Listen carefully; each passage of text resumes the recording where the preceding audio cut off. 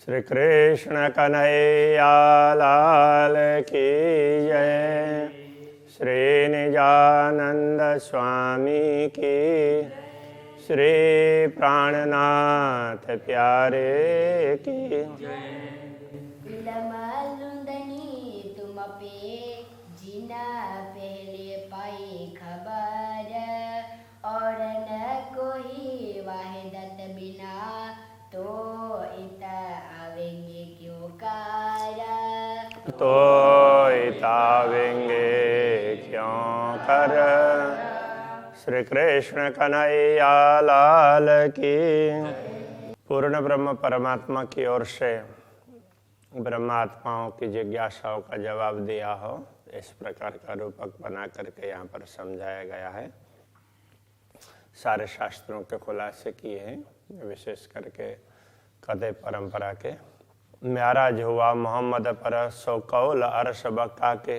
जब रसूल मोहम्मद को म्याराज हुए उस समय वो वचन उसके अखंड के ही तो वचन थे, तो उनको जो भी दर्शन हुए तो उस समय उन्होंने जो सुना सो शायदी दो एक सुकन बीच मुँह का कहूँ पसरे। वो साक्षी के रूप में दो चार बातें, थोड़ी थोड़ी बातें ही वो विद्वानों के बीच में, मुहक्कक का अर्थ होता है जानकार, ऐसे जानकार लोगों के बीच में वो बातें फैली। बाकी जो मूल बातें थी वो तो रह गई, वो तो बताई नहीं उन्होंने। तो दो चार बातें उससे संबंधित थोड़ी थोड़ी लोगों तक पहुँची। बक्का सुकन सब म्याराज के जाहिर किए सब में। तो उस समय के जो बातें हैं खुदा ने मोहम्मद को बताई थी, तो वो प्रसंग तो सब में जाहिर कर दिया, किंतु बातें थोड़ी थी। अब इस समय सब कुछ वो बातें स्पष्ट हो गई है, जाहिर कर दिया सब में। सब अरस बका मुख बोलई और सुकन ना किरो से। अभी जो ब्रह्मात्माओं का समूह है वो सभी अखंड धाम की बातें करती है, उनसे दुनिया की बातें होती नहीं है, दूसरी बातें ही नहीं होती। सो खासी गिरो मोहम्मद की तामे ये बात हो तनिश दिन। रसूल मोहम्मद ने जिनको खास गिरोह, खास समूह ऐसा कहा था, वो ब्रह्मात्माओं का समुदाय ही है। तो उनमें यही बात होती है, रात दिन उनसे दूसरी कोई बात नहीं होती है। मुख छोटे बड़े या ही सुकन और बोले न या बिन। छोटे हों बड़े हों कोई भी व्यक्ति हो, वो सब यही बात करेंगे, परमधाम की बात करेंगे, दूसरी कोई बात नहीं करेंगे। बक्का शब्द सब मुख के, बक्का शब्द मुख सब के, सो इल्म सब में गया पसर। सभी अखंड की बात कर रहे हैं, ऐसा लगता है कि ब्रह्म ज्ञान सब में फैल गया है। शब्द फना को न देवे पैठने, इसलिए वो झूठे शब्द, नश्वर जगत की बातें अपने अंदर घुसने ही नहीं देते हैं अपने दिमाग में। ऐसा किया बखत रूहों आखर। तो ब्रह्म आत्माओं ने आत्म जागृति के समय में, आखिर के समय में इस प्रकार का व्यवहार किया। शब्द फना गए रात में किया बका शब्दों फजर। जितने नश्वर जगत के शब्द थे वो तो सारे वो ये तो रात के अज्ञान के हैं, ऐसे करके वो एक तरफ रह गए। और किया बका शब्दों फजर। अखंड धाम के वचनों ने फिर ब्रह्म ज्ञान का प्रभात कर दिया। कुफर अंधेरी उड़ गई। कुफर भ्रम, कुफर अंधेरी अंधकार, ये सब मिट गया। बोल पाइए न बक्का बगैर। तो अखंड के बिना कोई भी वचन नहीं मिलते हैं, सभी अखंड की बात करेंगे, नश्वर झूठ की बात कोई नहीं करेंगे। तो अज्ञान की बातें सब चली गई। एक कया था अबल रसूल इताए, ये बात रसूल ने पहले ही आकर के कह दिया था ऐसा होगा बोल करके। सो रूह अल्लाह इमाम फजर करी बनाए। तो अभी जो रूहा अल्लाह और इमाम आकर के उन्होंने फज्र कर दिया, ब्रह्म ज्ञान का प्रभात कर दिया। ऐसा करेंगे, इस प्रकार की बात पहले रसूल ने बताई भी थी। अब अलकया इल्म ल्यावसी, आया 3 से ज़्यादा बेशक।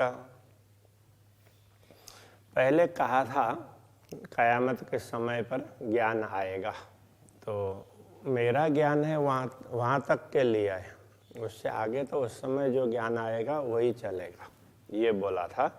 आया 3 से ज़्यादा बेशक, तो उस समय उन्होंने जो बोला था उससे बहुत ज़्यादा ज्ञान आ गया। सोनी के लिया मोमिनो, तो ब्रह्म आत्माओं ने उसको बहुत भली भांति ले लिया, स्वीकार किया। पाई अरस मार्फत हक, तो उनको पूर्ण ब्रह्म परमात्मा की पहचान हो गई।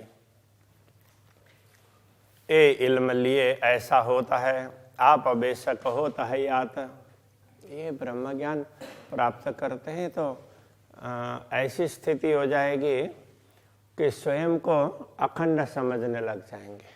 हम तो अविनाशी हैं ऐसा समझने लगेंगे, क्योंकि ज्ञान होने का तात्पर्य यही है कि हमें स्वयं का बोध हो, मैं तो आत्मा हूँ, मैं अविनाशी हूँ, यही होगा।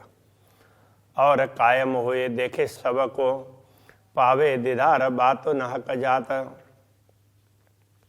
अब सबको, पूरी दुनिया को भी अखंड होते हुए देखेंगे। पावे दीदार बातो न हक जात।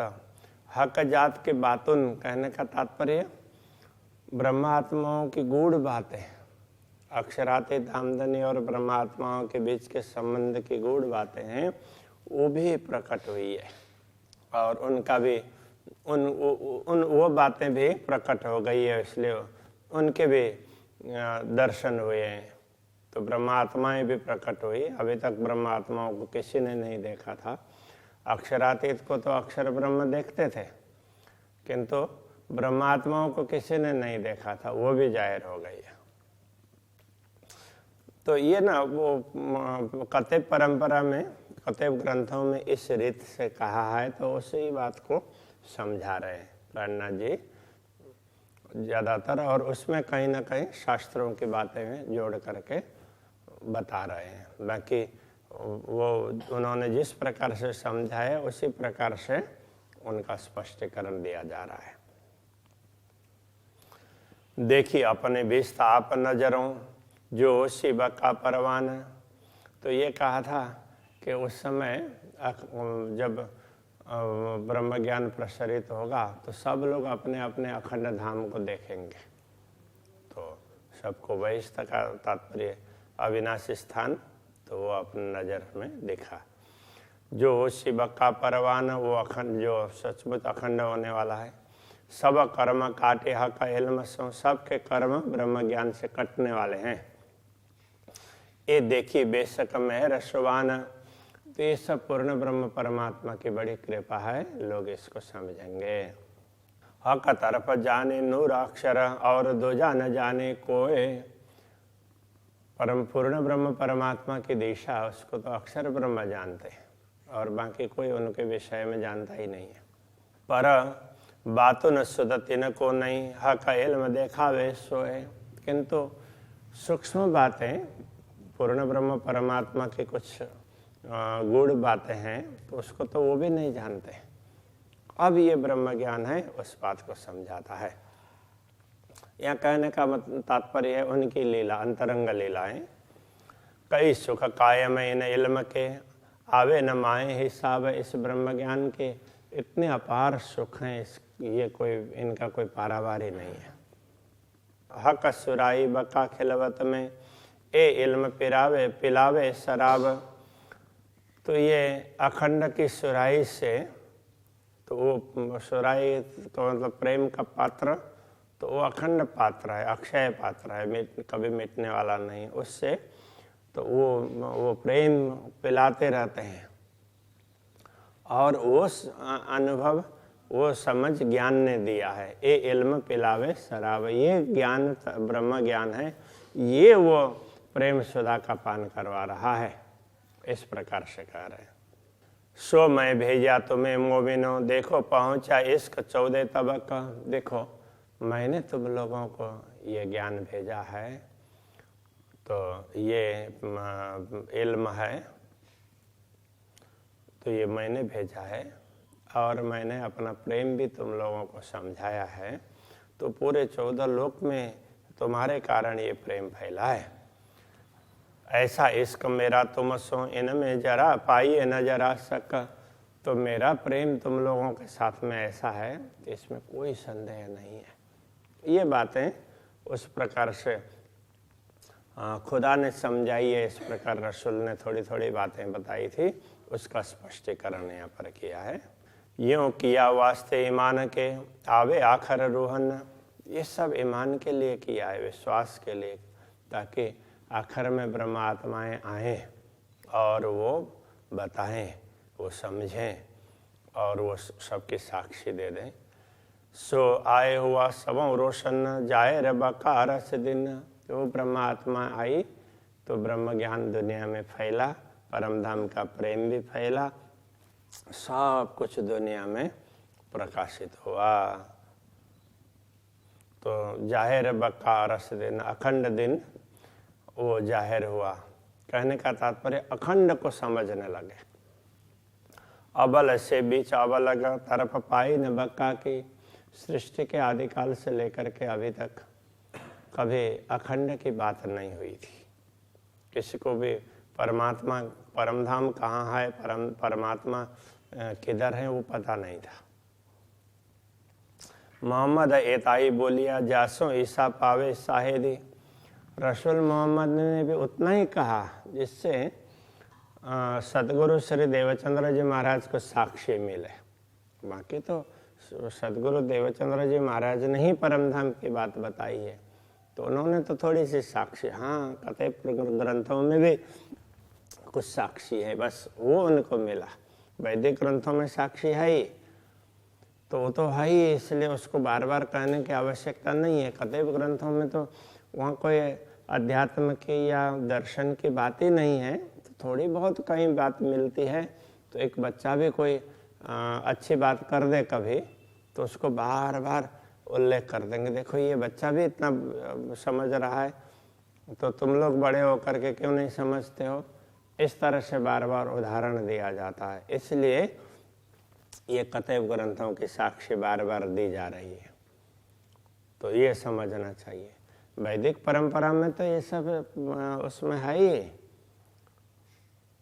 तो कतई परंपरा में भी इतनी बात मिलती है तो बहुत बड़ी बात हो गई, ये कहना चाह रहे हैं।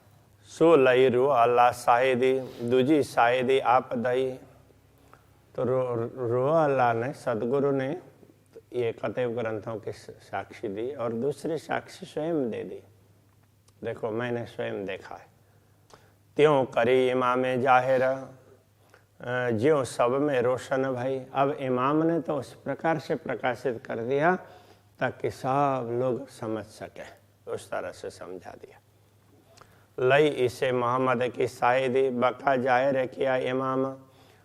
ईशा ने, ईशा रोह अल्लाह कहने से सदगुरु ने रसूल वगैरह, केवल रसूल की ही नहीं है, परमात्मा का संदेश देने वाले जो भी लोग हुए उनकी साक्षी दी और उन बात का स्पष्टीकरण करके अखंड का बोध करवाने का कार्य फिर इमाम ने किया। तो ईशा का दूसरा जामा, मतलब दूसरा शरीर, दूसरा रूप। गहादी रूहन की करी खिलवत जाहिर तमाम। उन्होंने पूर्ण ब्रह्म परमात्मा श्री श्यामा जी और ब्रह्म आत्माएं, तो उन सब के अंतरंग लीला की बातें स्पष्ट कर दी।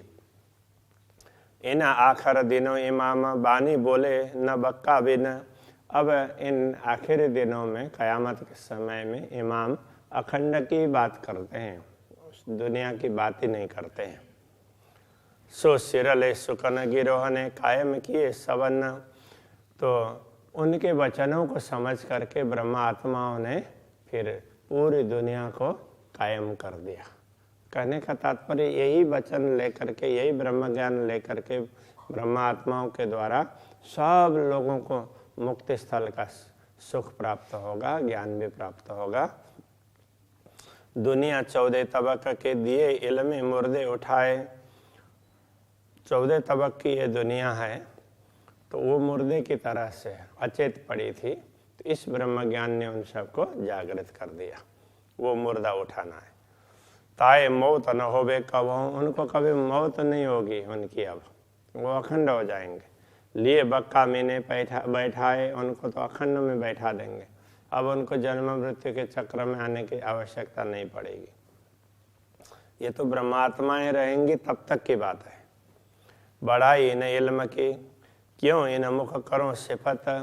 तो ये इस ब्रह्म ज्ञान की महिमा है, तो इस मुंह से उसकी क्या सिफत करे, महिमा क्या गाए। सो आया तुम में मोमिनो, जाको शब्द न कोई पहुँचा। तो वो ब्रह्म ज्ञान तुम्हारे बीच में अवतरित हुआ है ब्रह्मात्माओं, जिसकी कोई बढ़ाई नहीं हो सकती है। और शराब मेरी सुराई का, सो राख्या था मोहर कर। तो अब ये परमात्मा की ओर से कह रहे हैं कि मेरी सुराई का, शराब का तात्पर्य मेरा प्रेम का प्याला, मेरे हृदय का प्रेम है, वो अभी तक प्रकट नहीं हुआ था, वो सीलबंद था। सो खोलने बहुतों किया, पर क्यों खोले कबूतर। उसको खोलने के लिए बहुत लोगों ने प्रयत्न तो किया, किंतु जादुई कबूतर की भांति नश्वर जगत के लोग ऐसे कैसे खोल सकते थे। ये शैली कथेव ग्रंथों की शैली है। सो मैं राख्या तुम्हारे वास्ते, सो तुम्हें लियो दिल धर। वो तुम्हारे लिए हमने रखा है, अब बस तुम ही इसको ग्रहण कर लो। लिखे फूल प्याले तुम ताले, अछूत पियो भर भर। तो तुम्हारे ये पूरे भरा हुआ पात्र है, तुम्हारे भाग्य में है और किसी का छोया हुआ नहीं है, और इसको तुम प्याले भर भर करके पी लो अब इस प्रेम को। शराब मेरी सुराई का, सोरुओं मस्ती देवे पूरन। तो मेरे हृदय का प्रेम है, वो ब्रह्मात्माओं को पूरी मस्ती देने वाला है। दे इल्म लुदन निर्लज्जत। तो ब्रह्म ज्ञान तारतम ज्ञान से इसका स्वाद प्राप्त होगा। हक बकार सतन। तो ये जो जिनका मूल शरीर परमधाम में है, उन ब्रह्मात्माओं को वो अखंड सुख प्राप्त होने वाला है इसी से। बाकी तो ब्रजरास में भी उनको प्रेम तो मिला ही था, तो उनका स्वाद नहीं ले पाए, जो जागनी में ब्रह्मज्ञान के माध्यम से स्वाद लेंगे, ये कहने का तात्पर्य है। जो बैठे हैं होए पहाड़ ज्यों, सो उड़ाए असराफिले सूर। जो लोग पहाड़ की भांति बैठे हैं, अहंकार लेकर के बैठे हैं, जिनका अहंकार इतना बड़ा है, सो उड़ाए असराफिले सूर। उसके लिए इसराफिल फरिश्ता सुर फूकेगा और सब पहाड़ों को उड़ा देगा कहा है, तो उनका अहंकार इस तरह से चूर होगा। सूरे खोले मगज मसाफ के, हुए जाहिर तजला नूर।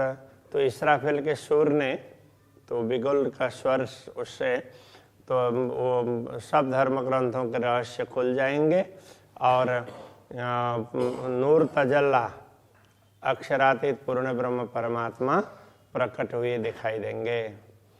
तब उड़े काफर होते जो पहाड़ से, हुए मोमिन हो बान चूर।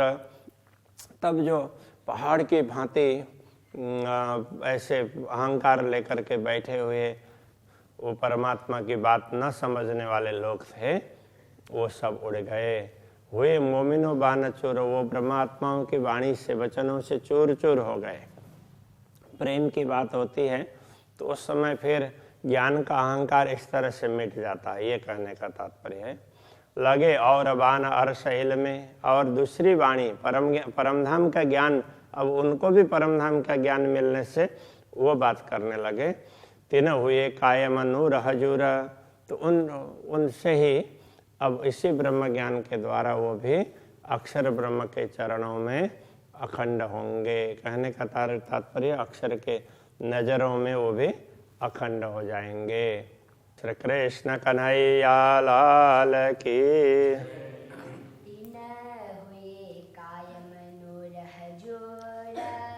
तीन हुए कायम नूर हजूर।